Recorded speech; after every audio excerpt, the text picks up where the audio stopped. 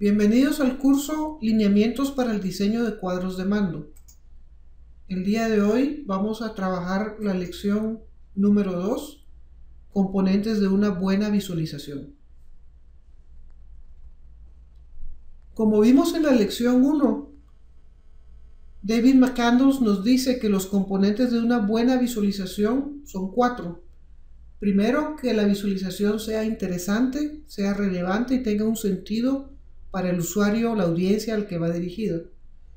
Segundo, que haya una función, una usabilidad, una facilidad de uso que le permita al usuario interactuar con la visualización y buscar los datos que él requiere. Una forma, es decir, una estética, una apariencia agradable, que sea atractiva y que invite al usuario a estar trabajando con ella.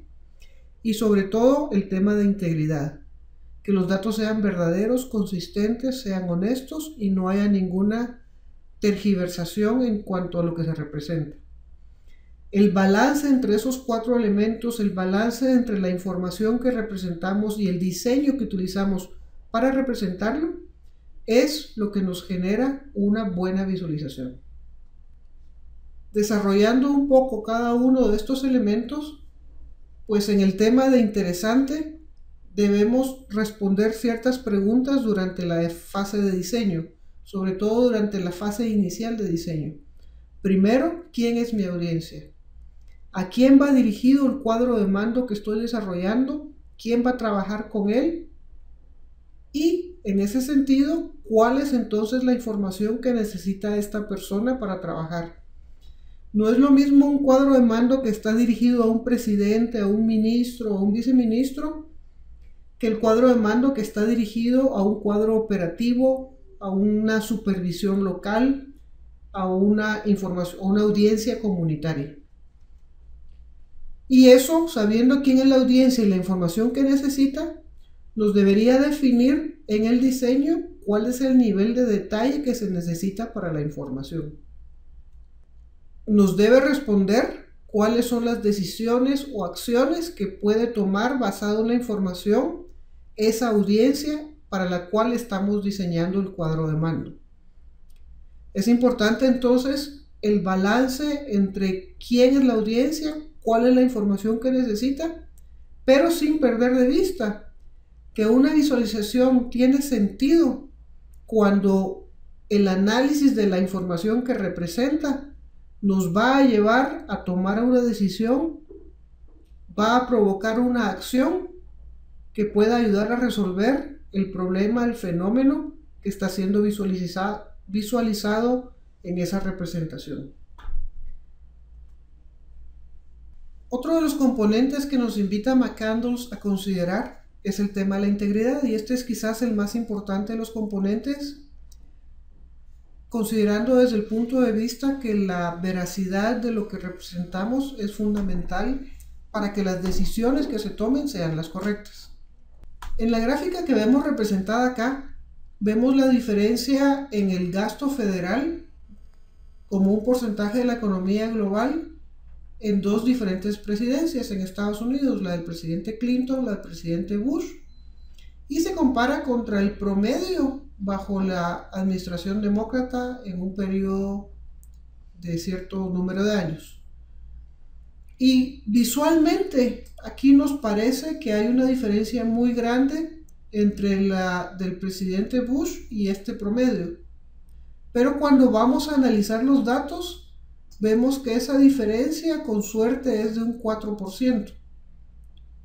Siendo que este dato es del 19%, y esto se miraba tan grande la diferencia, pudo haberse pensado que era una diferencia sustantiva.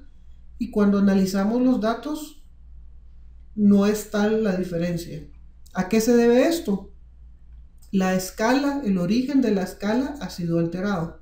En vez de iniciar en 0% como hubiera sido lo correcto, esta gráfica, con intención o sin intención maliciosa, se inicia en 17 y termina en 24. Entonces las diferencias visualmente parecen importantes cuando en realidad no lo son. Entonces, para mantener la integridad en una visualización, es fundamental evitar exagerar las diferencias, alterando elementos como el origen de una escala. Por el otro lado, también es importante evitar minimizar las diferencias.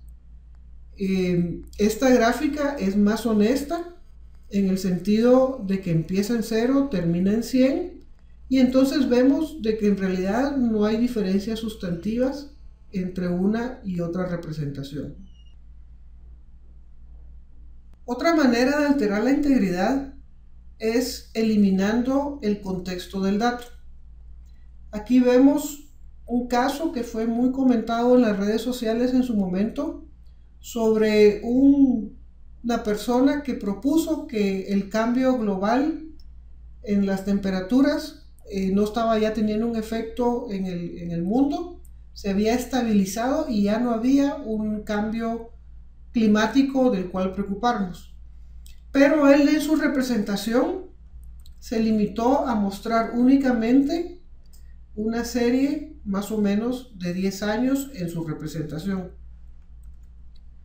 Resulta que cuando uno analiza la misma gráfica, pero ya no se limita solo a esos 10 años, sino muestra una serie histórica de más de 50 años, vemos que efectivamente hay una tendencia muy fuerte de cambio en el contexto climático. Y eso se debe a que los datos, al no mostrar solo una parte como lo había hecho él originalmente, sino mostrar desde un origen mucho más anterior, vemos la tendencia muy clara que se va delimitando a lo largo del tiempo. Entonces, para mantener la integridad de los datos, es fundamental que siempre se muestre el contexto en que los mismos se desarrollan. No es lo mismo para un ministerio, por ejemplo, decir, tengo que atender a 500 personas y he atendido 400, a que solo diga, he atendido a 400 personas. Al no decirse cuál es el total de personas que se busca atender, el dato podría en algunos casos parecer insignificante, decir 400 es muy poco, o podría parecer demasiado. Pero cuando yo digo 400 de 500, ese contexto que le estoy dando al dato es el que le da el sentido a su interpretación. Y puedo entonces saber si el dato es positivo o es negativo. Otro de los componentes que nos indicaba McCandless es el tema de la función. La función es qué es lo que yo voy a permitir que el usuario pueda trabajar cuando él esté con la visualización con el cuadro de mando. Y entonces, para lograr una función, que la función al final de un cuadro de mando siempre es contar una historia, esa función yo la construyo desde la pregunta que busco responder, más la manera en que visualizo los datos y sobre todo el contexto que le doy a los datos para que se pueda alcanzar una correcta interpretación.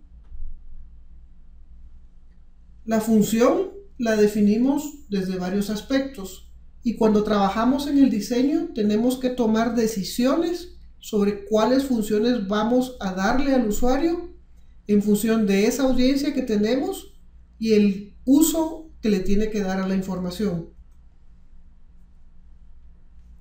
En la función entonces debemos diseñar cuál va a ser el alcance del cuadro de mando.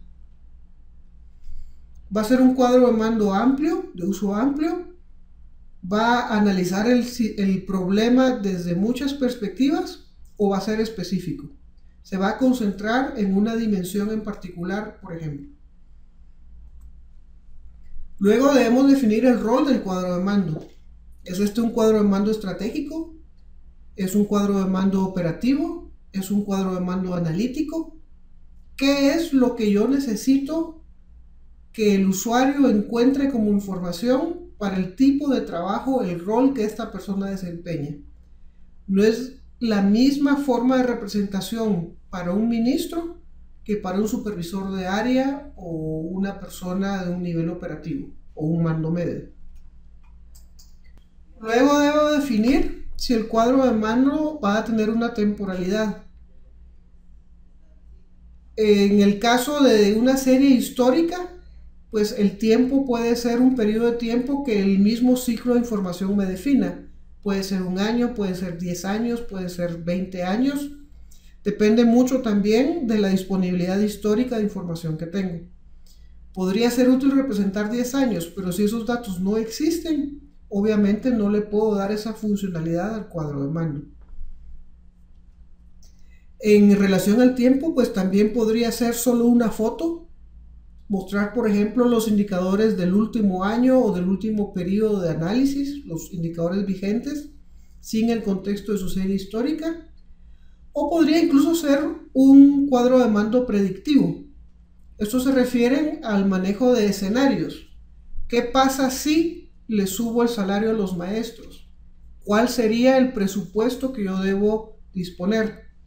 Si voy a ampliar la cobertura de mi servicio al 80% de la población y ahorita solo atiendo al 40%, ¿cuál es el impacto de ese crecimiento en mis variables de operación? Y al final definimos el uso que le damos al cuadro de mando, si es único o es customizable, si solo va a presentar una única visión o si el usuario a través de filtros y parámetros puede cambiar y ajustar a su medida los datos que está visualizando. Otro elemento importante es el nivel de detalle. El nivel de detalle refleja si va a ser una información general o va a ser una información que el usuario puede ir desagregando progresivamente o drill down como se conoce. La visión general puede ser el contexto del país, el indicador calculado en su espectro más amplio para todo el país. Pero luego verlo por país, el usuario podría definir que le interesa ver por departamento. Entonces ese drill down, esa desagregación hacia nivel de departamento puede ser una función, una funcionalidad que yo le agregue al diseño del cuadro de mando. Y obviamente todas estas consideraciones las hacemos antes de sentarnos en la herramienta a trabajar. Es importante no perder de vista que todo buen cuadro de mando no inicia en una computadora, sino inicia en una pizarra o en una hoja de papel, donde con estas consideraciones que hemos visto en esta lección empezamos a tomar decisiones de qué va a hacer y qué no va a hacer, qué va a tener y qué no va a tener el cuadro de mando que estemos desarrollando. En síntesis de esta lección, para que una visualización sea interesante, debe siempre estar orientado a la audiencia a la que va dirigida y a las necesidades de información que buscamos satisfacer para esa audiencia. Por otro lado, es fundamental, y hemos visto algunos de los casos donde eso puede perjudicarse, debe protegerse siempre la integridad de la información que se presenta y bajo ningún concepto debemos tergiversar la verdad que reflejan los datos. Finalmente, el diseño requiere la definición de la función del dashboard y hemos visto cómo esa función tiene distintas perspectivas desde el punto de vista del nivel de desagregación de información, del rol que va a tener el cuadro de mando y otros elementos que ya analizamos.